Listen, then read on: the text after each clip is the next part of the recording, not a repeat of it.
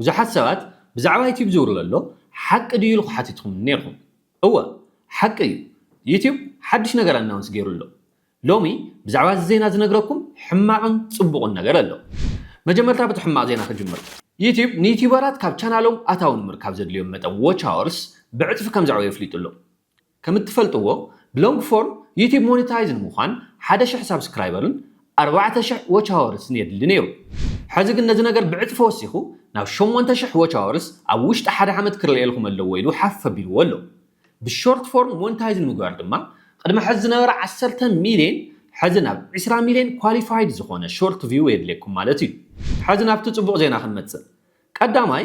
ሞኔታይዝ ንምዃን ዘድልየኩም መጠን ሳብስክራይበርስ ከምቲ ዝነበሮ 1000 እዩ ዘሎ ወሰኸ ይተገበረሉ ካልኣይ እዚ ሓድሽ ሕጊ ካብ ፌብሩዋሪ 2027 ኣፕላይ ክግበር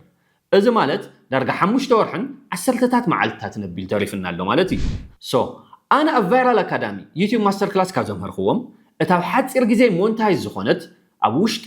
1 ወርሒ እንትትኾን መብዛሕትኦም ካብ 3 ክሳብ 4 ወርሒ ሞኔታይዝ ኮይኖም እዮም ስለዝኾነ እዚ ሓድሽ ሕጊ ኣፕላይ ከይኾነ ኣብዛ ውሽጢ 5 ወርሒ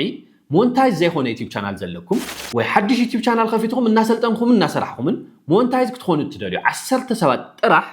ኦንላይን ስልጠና ክህብ እየ ስለዝኾነ ግዜ ከይወሰድኩም ብኢንቦክስ ሕዚ ተመዝገቡ